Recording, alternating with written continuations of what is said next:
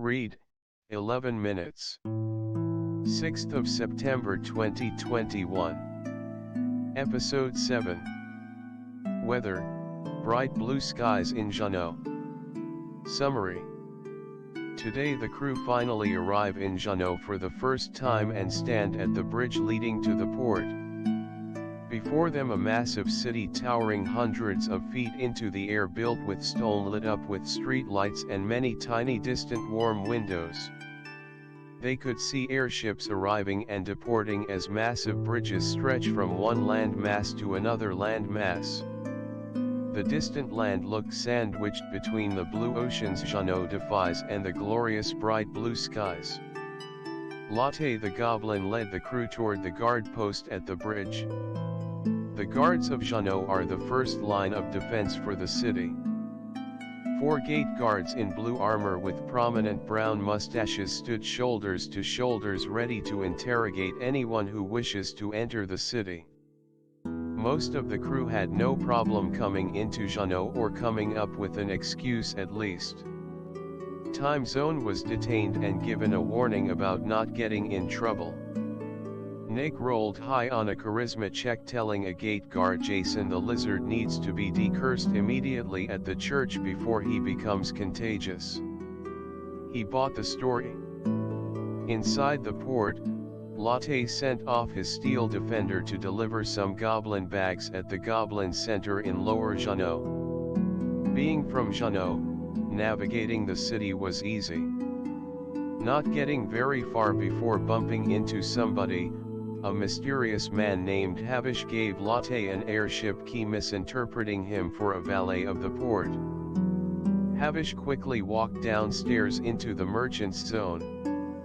The crew eventually identified the keys as airship keys and decided to find a matching ship. They ventured inside Havish's airship. Chocobo Guy and Kurila found a liquor in the lounge. Time Zone found a study with a suicide box full of letters at a desk with scattered sketches of Collodi and newspaper clippings from the Chocobo Times. Upon reading all the suicide notes written by hand, Time Zone noticed each finished midway mentioning Collodi haunting the writer's dreams. It was at this time Latte was spotted by Havish returning to his ship. A well-dressed bodyguard in blue heavy armor with a brown mustache went directly past Latte to the liquor being served with Kurila and the Chocobo Guy. Havish, the airship's owner, discovered Time Zone in his office holding the suicide letter box. It was at that time, Havish introduced himself. I am, or rather, Havish McTavish, an archaeologist searching Vanadile for proof Collodi is still alive and pulling strings in various places. Havish's office was a mess with different sketches of Collodi and symbols of the Kuul language. Havish pulled a string to reveal blueprints to the airship to Latte. Explaining his steam engine airship uses 8 magical items to create lift, then the steam takes control. Time Zone interrupted Havish midway to ask about his suicide letter box. Havish, taken back, admits to having nightmares of the fiend and being obsessed with the search, feeling moments away from a huge discovery. He promised, if the crew agrees to search for Collodi, he will allow them to use his airship since he's in no shape for combat but an excellent pilot. The crew agreed and decided to make their way to Roulet Gardens to get their contract money promised by Cam. The Gardens is a small courtyard with 3 consulates of each nation, an auction area, and the Archduke's palace. The entire area is high up in the air, separated from the rest of Jeannot. Jeannot has 3 bridges which connect western and eastern Vanadile. The city is layered in 4 parts. 1. Port Jeannot starts from the bottom east-facing direction with a functional marina for ships and airships with a minor auction zone. 2. Lower Jeannot is the marketplace to trade with various booths set up to sell various goods and services like the many food/bar booths centralized around a foundation layered upward to offer more space for merchants to sell goods and leisure. 3. Middle Jeannot is the west-facing section for residential places like MOG houses or other residential homes of NPCs. 4. Rulud Gardens is a raised elegant courtyard with a small auction outdoor pavilion and the Archduke's Palace occupied for and by the wealthiest, political, or royalty folks of Vanadile. Having a duty to her nation though, Kurila returned to the San d'Orient consulate to assume her duty. The crew said farewell, but Kurila mentioned her nation will allow her to return to help them if the circumstances align again. As she walked inside the consulate. Inside, she was interrogated, then told the tale of what happened in the Quan mountain ranges and the loss of their knights. The spectators respectfully listened to the massacre by the Kenku of their homeland's finest knights. It is so easy talking to these pencil pushers, Kurila thought, as the members of the consulate needed a moment being took back to even the thought of the glass lake and being chased by giant white-purple apes. Kurila left not stone unturned in the retelling. Listen up, Kurila barked as she turned around, pointing at the short long-armed consulate secretary with big black framed glasses. We must send all available troops to Jeannot to resupply. If we wish to stay on the edge of tactical advantages, known existential threats, and supply our men with good methods of destruction, surely we can and certainly must maintain in an ever-changing militia and in a changing combat environment.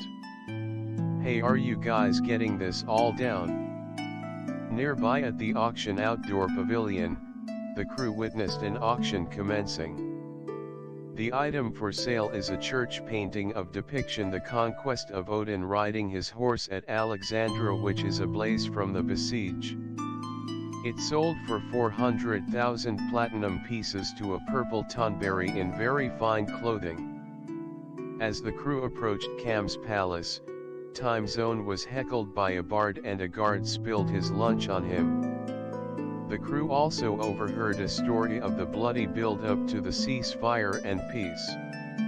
Jason aka Tetha, Nick the cleric, Latte, and Time Zone entered Cam's lobby in his palace to receive their bounty.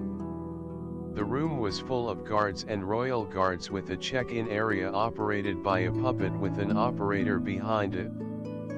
The puppet cashier issued the crew a chest full of 10,000 platinum pieces, accepting the contract document with Cam's signature. Latte's steel defender grabbed onto the chest full of the platinum and bounced its way back to the airship. Time Zone noticed Cam was nearby awaiting to welcome the crew at his palace, but quickly changed topic after a quick hello onto the Vahslo Tower topic. Since returning from the Quan Mountains, Cam has experienced a persistent headache. He did mention he remembered making the return teleport for the crew, but not much afterwards besides him and Goliath returning to Jeannot shortly after. Time Zone was not pleased by Cam's memory of the event, and the only other lead now is to question Goliath personally at his shop in Lower Jeannot. The crew now paid and ready to get jacked head to Lower Jeannot to the market. The first item they sell is their turtle meat.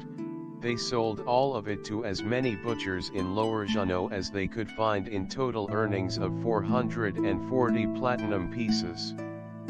Jason got a fur coat so he could be both quote-unquote cool and sexy in a fuzzy coat, made from buffalo hides and leather. Time Zone bought 2 different types of potions and some cantrip spell books. Bandy got a shield +1 crafted out of the Aspida Kelone shell looted off Genbu from the Vahslo caverns. A guide offers directions at the fountain in the center of the market. The crew asked the mentor many times to find various merchants throughout Lower Jeannot. Finally asking about Goliath, the crew was stopped by a Snorlax-esque path blocker called Brutus the beer brewer. Jason felt confident enough with new clothing to start practicing Kamen, and Adekozli stood before Brutus with the support of the crew behind him. Brutus took a long drag of his cigar and looked him up and down, puffing the smoke in his face. Jason rolled a 20 when trying a sample of the brew offered to him by Brutus. This bold move impressed Brutus as he stepped aside to allow the crew to pass toward Goliath's shop. "Nothing personal," Brutus barked to Bandy, not falling for his nice guy behavior, knowing better as he continued. "Goliath keeps my brewery operational. In return, I offer muscle to keep machines safe from bad bacteria or people." Bandy never turned his back to Brutus as the crew ran to the familiar gnome face of Goliath, who cheerfully welcomed them to Jeannot. "You all are safe. You are out of danger for now, so let's celebrate with a toast." Goliath ordered a round of whiskey to announce the arrival of the crew. Time Zone wasn't a drinker but felt it rude if he didn't participate. After the cheer, Time Zone questioned Goliath about what he remembered happening at the Vahslo Tower and compared his answers to what Cam had said to him in earlier that day. The mystery was still at large. Tom finally got his ring appraised by Goliath, and it was a Biako of ring. After the toast, the crew took part in selling their overloaded wagon. Nick sold all their spare leather. Tom met a wizard who gave him a mercurial magic maul. Also, Nick resupplied their water cache. Jason bought a magical revolver plus 2 firearm for 2,000 platinum pieces and spent the rest of the night at the ammo store practicing firing into a pillow. The crew began to organize their MOG houses in a way and exchange equipment to best suit combat. The session ended with the royal cook of Jeannot buying 800 pounds of buffalo meat and 100 pounds of turtle meat. A giant festival was held and an exhibition began as a tribute to the crew by Cam. The wine filled the wells of Lower Jeannot as the crew is brought from bar to bar in tribute to the restoration of Vahslo. Cam even showed up. At some point in the party, Tom took the stage to tell the tale of the crew to many Jeannot onlookers. The orcs of Quan and their politics. The vicious Kenku slaughtering of the knights. Defeating Ash the giant monster inside and the lifeless Falmer spirits, as well as the mithril ore in the mountain. Many now know the story of the crew and welcome them into their shops and homes upon recognizing them as the crew who saved Vahslo. Lust is a poison for the mind like wine. Is it the lust that fuels dreams or foolery? Will the crew cultivate these new connections in new and inspiring ways? Will they be an example to youth? Perhaps.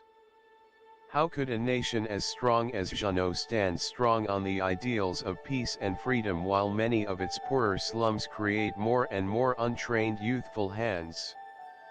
The same place that inspires men and women to draw swords has smoke-filled lounges of criminal lords selling slaves for looks, rouse gems like emeralds and rubies which illuminate the debauchery in the light of the grey market. Is it a cost we accept in a functioning society, or should we ask more of ourselves to the benefit of the future? Is our mission any better than any other hotshot mercenaries' quest for glory or fame?